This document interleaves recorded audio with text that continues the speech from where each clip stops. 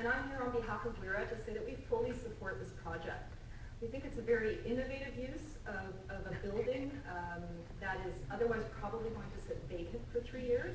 It's great that we can move forward with our plans that are unique, innovative, to help the homeless in our society. We know we have a huge homelessness problem. The only way to deal with that is to provide some housing.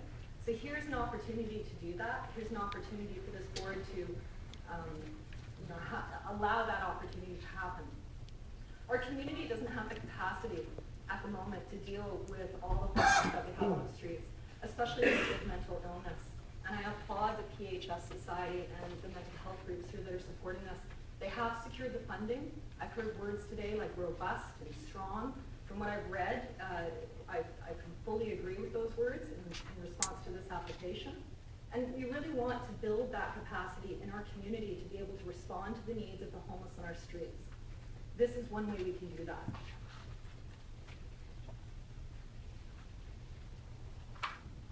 The only real concern that we have with the West End Residents Association is at the end of the 3 years, as was mentioned earlier, 3 to 5 years was put in there to deal with the fact that they're going to have to try to find a way to relocate the people that are in this home, in this hotel, later on to permanent types of housing because this is temporary. The concern that we have is that we'd like to see a relocation plan for that last 6 months of the 3 years. How are we going to do that? There's not very many services out there right now. BC Housing's pretty full. I'm a little concerned about where they're going to put these people at the end of the 3 years because they will have been there now for 3 years. They will need, or a portion of those 3 years, they need the supportive link that goes beyond. Because remember, a lot of these people are coming from the hospitals where they've been in, and then there's this huge gap where they're just said, okay, that's it, you're done with the hospital, there's nowhere else for you to go out onto the community, into the streets, live in the streets.